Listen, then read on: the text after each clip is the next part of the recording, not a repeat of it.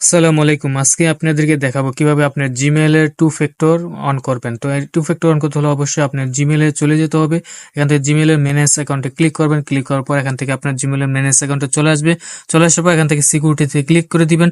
সিকিউরিটিতে click করার পর scroll করে নিচের দিকে চলে আসবেন। চলে আসার পর দেখতে পারবেন এখানে টু ফ্যাক্টর লেখা আছে। এটাতে ক্লিক করে আপনার জিম মোবাইলের পাসওয়ার্ডটি দিয়ে দিবেন। দিয়ে দেওয়ার পর এখান থেকে দেখতে পাচ্ছেন অ্যাড ফোন নাম্বার, তারপর হচ্ছে টু ফ্যাক্টর অন। এখান থেকে অ্যাড ফোন নাম্বারে ক্লিক করে দিবেন। ক্লিক করে দেওয়ার পর এখান থেকে আপনার দেশের কান্ট্রিটি সিলেক্ট করে আপনার মোবাইল নম্বরটি এখানে টাইপ করে দিবেন।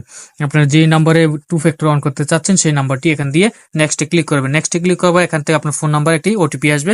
সেই ওটিপিটি কপি করে নিয়ে আসে এখানে পেস্ট করে দিবেন। পেস্ট করে দেওয়ার পর এখান থেকে ভেরিফাই ক্লিক করে দিবেন। ভেরিফাই ক্লিক করে দেওয়ার পর এখান থেকে আপনারা দেখতে পাচ্ছেন এখানে টু ফ্যাক্টরটি কিন্তু অন হয়ে গেছে। আপনারা দেখতে পাচ্ছেন এখানে ডানে ক্লিক করে দিবেন। ক্লিক করে দেওয়ার পর দেখতে পারবেন এটি টু ফ্যাক্টর অন হয়ে গেছে। তো বন্ধুরা, আমার ইন্টারনেটটি একটু সমস্যা হচ্ছে, এই কারণে এটি একটু মিস হচ্ছে। তো বন্ধুরা দেখতে পারবেন এটি টু ফ্যাক্টর এখনই অন হয়ে যাবে।